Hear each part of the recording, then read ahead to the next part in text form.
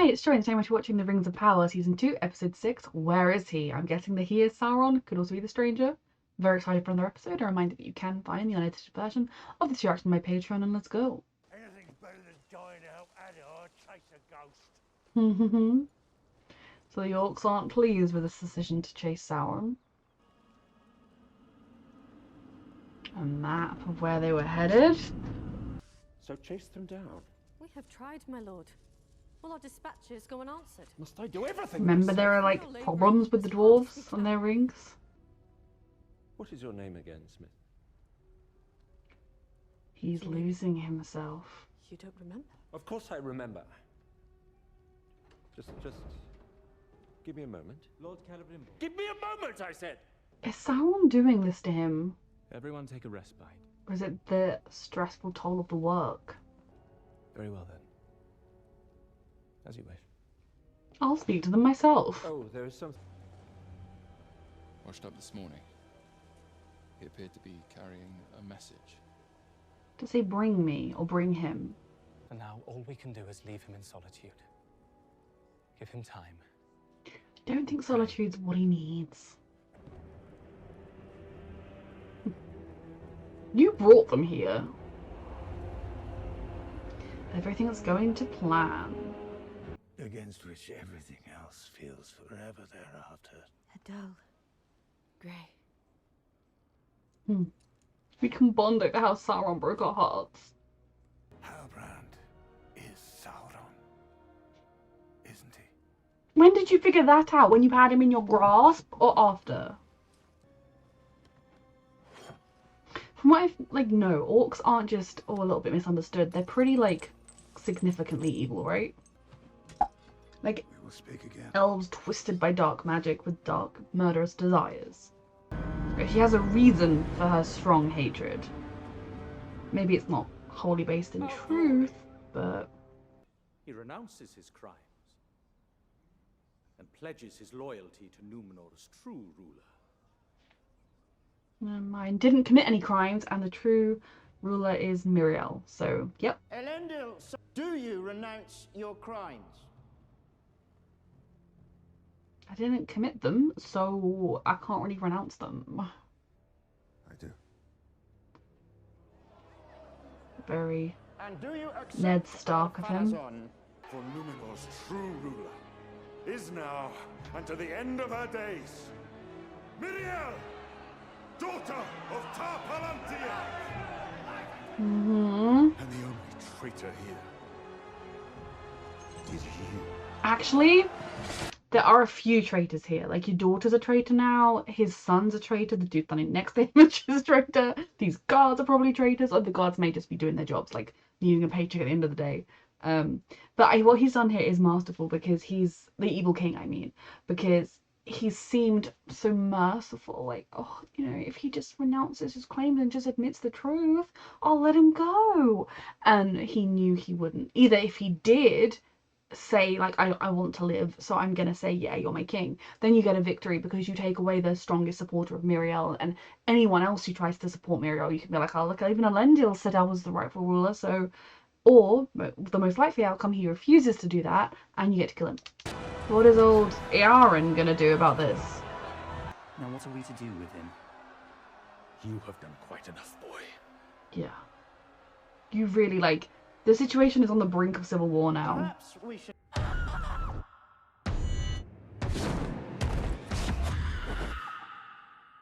Sorry.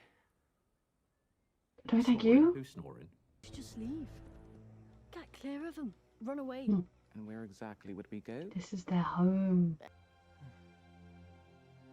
Good for Poppy. I say we fight for it.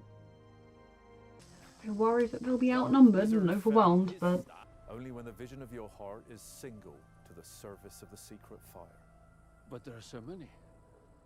One You're can not... spend months searching. That might be the point. You're not listening to what he's saying. Many that die deserve life. Some that live deserve death. Who are you to give it to them? Someone who On cares someone about that's them? safe. Every soul in Middle Earth is in peril. Will you abandon them to their doom? She is my friend. Mm-hmm. Your friend or your destiny? The choice is yours. Maybe his friend is his destiny.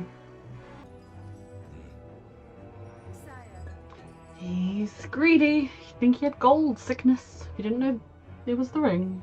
I see the Seven are serving you well, Prince Durin. They're serving someone well. Mm-hmm. I'll give you that. How much shall I offer you? There is nothing you can do. How much? Of what? Mm-hmm.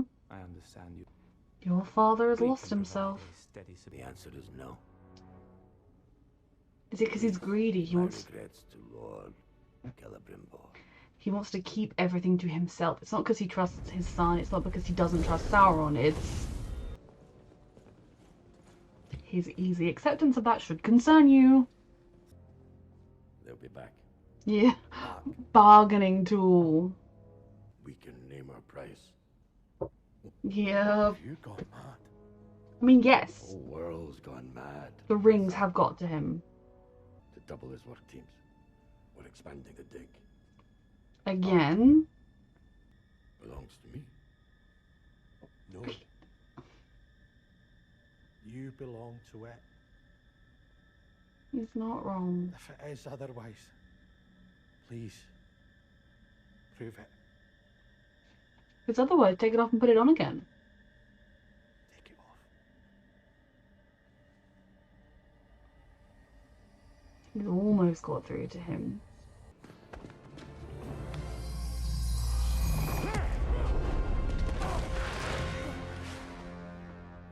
I'm afraid, short of while he's sleeping, cutting his hand off or something, I don't know if there's any chance to do this. Any way to save him? Bodies in front of that man. Can you talk about him this week? He's the danger he's Talking posing. about humility. Wearing that ring, he's deaf to all other voices, even ours. And every dwarf in this mountain's in peril. She's speaking sense. We've seen the evidence with our own eyes.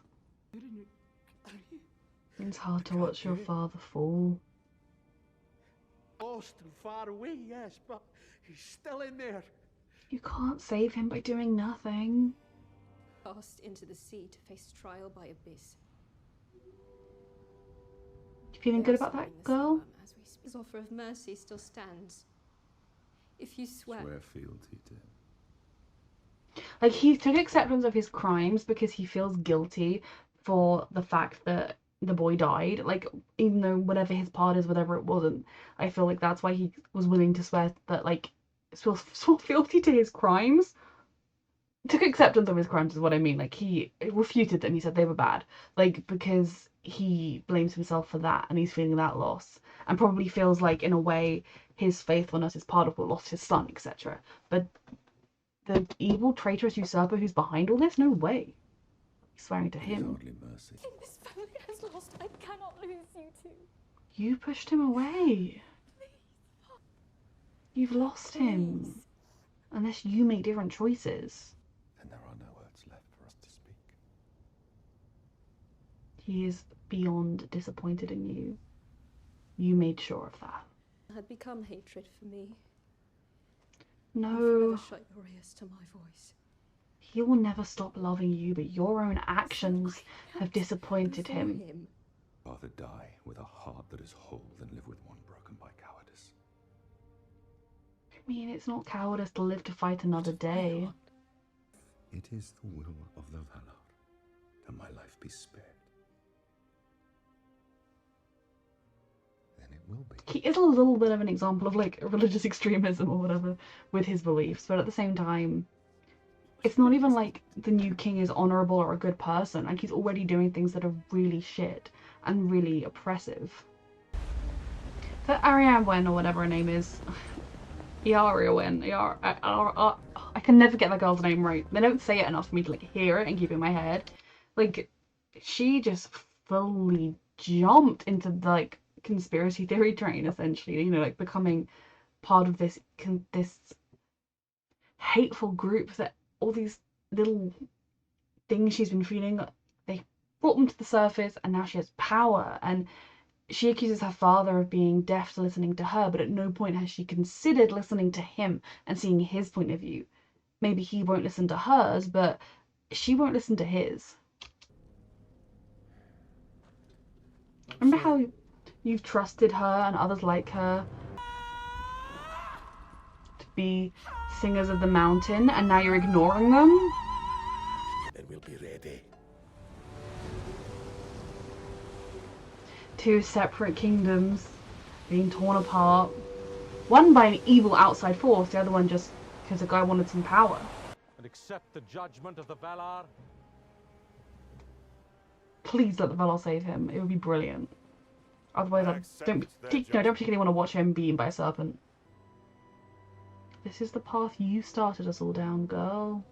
Given that his crime was committed in my name,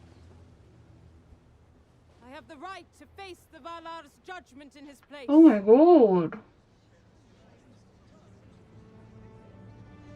He's like, oh my god, two birds, one stone. She's correct. It's all in there. She's like, oh my god, so my dad, yeah. He's thrilled because he thinks she'll die. You can't, you cannot. If we are to walk the path of the faithful, You have to live it. it must be me who takes the first step. Please don't get eaten by a sea serpent. He is thrilled that his rival claimant is being replaced. He's gonna kill herself, in his opinion. Please make friends with the sea serpent.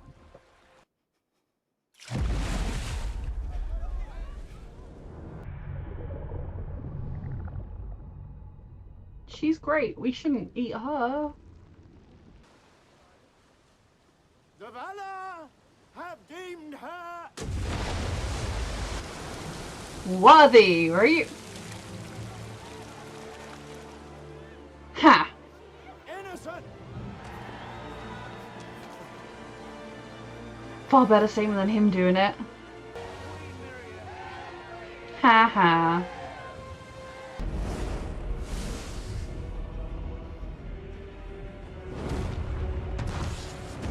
Is he an agent of Sauron, or is that's his path to power?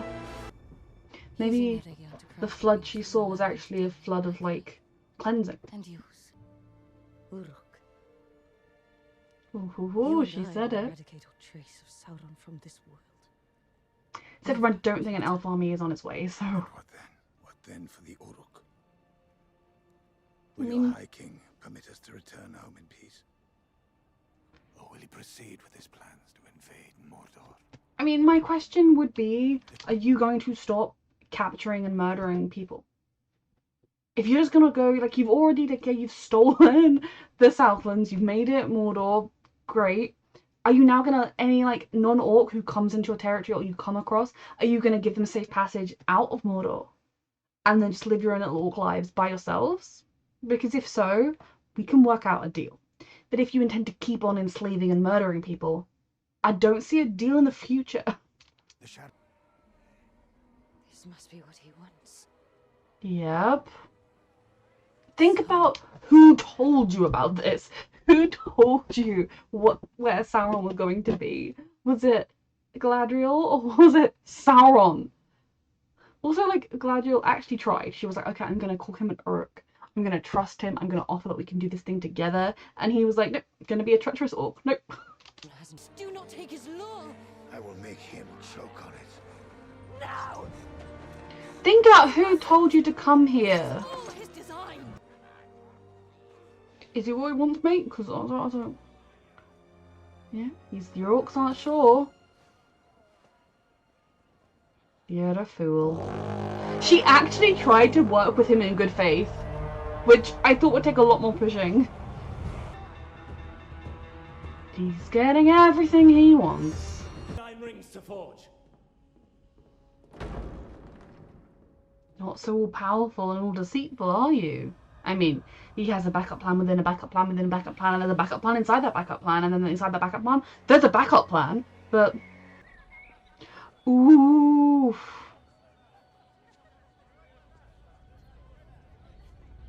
He's a masterful bitch, a powerful bitch. If he had actually walked out of the doors, people are like, oh my god, Celebrimbor, please help us, there are orcs. And he's just like, ah. From the purest deposit yet found in their minds, 1/9 portion He per didn't get any there though, did he? Where is it from? The scraps from, like, now. what they were working with? They will merit little more than a whisper. Appealing to that ego. The rings of power. He They will be deemed the most said the thing again. precious. That word you keep using. I see it. Do not turn back now at the very moment. He's not wrong. There's a trilogy about one thing and a small short book or something about the other. But yeah, you won't be remembered for a good reason. When he smiles, it makes me sick. After the 9, doesn't he need to make the 1? There were a couple of deserters. I guess most orcs are cool with it. Playing into Sauron's hands. He's the one that set you on this path quite literally by himself.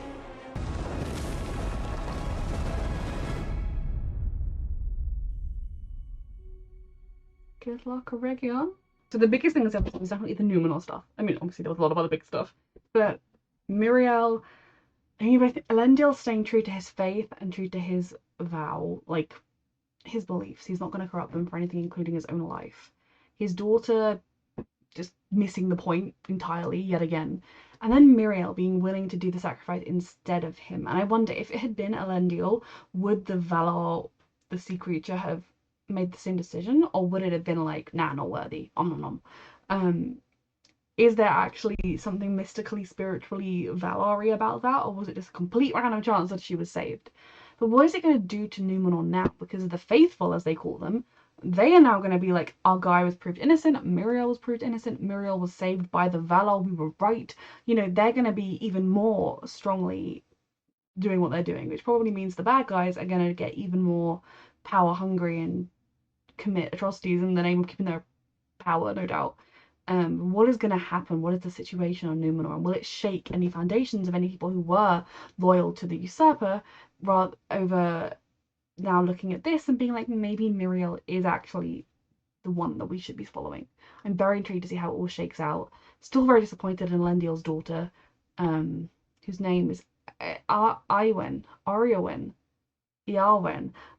I felt like I knew it like one episode. I was like, I heard someone say it, I've got it down, and ever since I'm like, E-I-E-I-O-N. She doesn't deserve to have her name remembered though, not at the moment. And then obviously we get a little bit with the stranger and Tom Bombadil. Now he is choosing between saving Nori and Poppy or the world and his destiny. Now, I feel like any destiny that wants you to sacrifice your friends is a bit shit. But I do also think that maybe if the stakes are literally every single life, including Nori and Poppy, should you save them, and saving Nori and Poppy, maybe we should trust that they can get themselves out of the situation, hope that they'll be able to get themselves out of the situation, and find his staff, and then go and try and save Poppy and Nori. But we will see what he chooses. I have a feeling he may choose his friends over his destiny. But we will see. Then we have the orcs, and I thought this episode was particularly fascinating in that sense because we had Adar sitting down with Gladriel and trying to be like, let's make a deal, and you know, making this bargain and even asking like, would you let us keep our home instead of invading it? Now maybe the answer to that is always going to be no, but while you're actively hurting other people, while you're actively enslaving people, I have to think that no one should leave you alone and no one should say, it's fine, you do your thing. Like, whereas if the orcs were going to just leave all people alone, if anyone ended up in orc territory, they would just see them out, no harm done. I could see an argument for just letting the orcs do their orc thing on their own. Obviously, there would still be the danger. Orcs are incredibly dangerous. There would be a danger that a different ruler at some point would rise up and change that. But I would still be like, okay, I could see a world where we would just leave them to it, which I guess is kind of what ends up happening to a degree, because there are orcs running around in the future. But it was what I found particularly interesting was that we started off with Galadriel. The thought of even calling them Uruk instead of Orc, the thought of making a deal with them was so repulsive to them because they are so repulsive to her. Everything they represent is repulsive to her. Yet by the end of the episode, she was attempting to trust them. I wouldn't say she fully trusted them. She was giving them information. She was giving them the kind of what they would need to make this partnership. She was committing to it. She was doing her bit. She was saying the word Uruk instead of Orc to try and like prove that she was willing to listen and willing to talk to them. And he turned around and was like, lol, just using you, I'm an evil orc, didn't you know? You made centuries of cultural growth and like cultural acceptance between your two nations into nothing. I mean, you did centuries of it in like one conversation and then you undid it all in another. For Galadriel right now, throughout the season she's been accused of doing Sauron's bidding, unknowingly accused of working with Sauron, and in a way now she's kind of seeing what it's like when the shoes of the other foot, like knowing that somebody else is doing Sauron's bidding. But I would say I feel like Galadriel knows this is what Sauron wants. She's able to look at the pieces and she's not stupid. And when they had Halbrand in their captivity and he was like, oh, I'll serve you, by the way, Sauron's with the elves in Eregion, okay, peace out. It doesn't take a genius to know that Sauron wants you to come and fight the elves. Like that doesn't take a genius. And so Adar didn't even pause. He didn't even hesitate in his just blind desperation, even though I'm sure he knew Galadriel's words rang true. I think he has a little bit of an attitude of, well, even if this is Sauron's plan, I don't care. I defeated him once and I'm going to defeat him again. Like, I think he also is more like, he doesn't need Galadriel, he needs the ring. So now that he knows Elrond is running around with it, he thinks, I'll just find that one elf and get the ring and then I can do it myself, is I guess where he's coming to. But it's also quite short-sighted from someone who does see himself as father of all of the Uruks, as he calls them. He wants a world where they can be safe and just live their orc lives. Yet pissing off the elves when there is a chance you could actually use your position to bargain for some kind of rights is foolish, to say the least. But I also think that's part of why Sauron was so cocky in everything that he did. He knew Uruk's fear of him, his hatred of him, would be enough that he would ignore all warning signs, ignore all, this is probably a really bad idea, and just go for it, because he knows how to work people and how to get to them.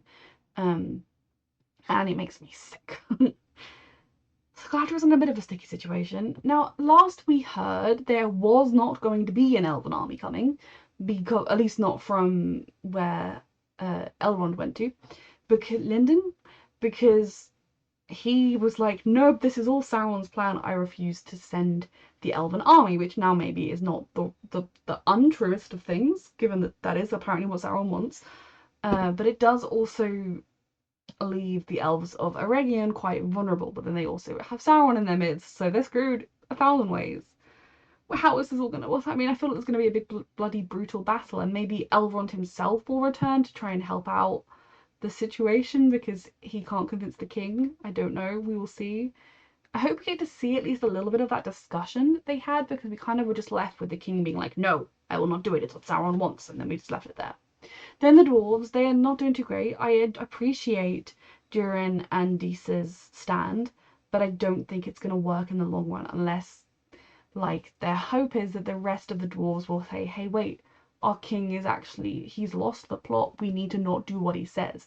But it might also be too late because Sauron looked into the fire and he saw the creature and he was like, so I don't know, that it might already have the damage may be done, especially with advanced knowledge that they don't stay in this mountain. So nothing is looking too good for anybody, but maybe Miriel and co had a win. Everyone else more or less had losses across the board. I'm concerned for Celebrimbor, but I think for me, my concern for him goes away, I mean, obviously I'm still concerned for him regardless, but goes away slightly when I think that the way Sauron manipulated him was ego, and was saying, you will be remembered, you will be famous, you will be the best, you know better than they do. He wasn't trying to say, oh, I want to help. I mean, he did also use the angle of helping people, but the thing that really got Celebrimbor going and got him doing whatever Sauron wanted was ego rather than helping people. So I'm less like, oh no, Celebrimbor, about someone like that than it would be if he had only focused on the fact that these rings could help people. but I also don't want to watch him suffer. Sauron has 1,000 backup plans. He sees 50 moves ahead. It is very concerning. How are we going to defeat this man? This monster? Brilliant episode as always. I definitely think this one was, in a lot of ways, I thought there's got to be a huge battle episode with a Region. We're kind of building these plot lines up and there's 2 episodes left and I'm stressed out where they're going to go. A reminder that you can find the unedited version of this reaction on my Patreon, and thank you so much for watching.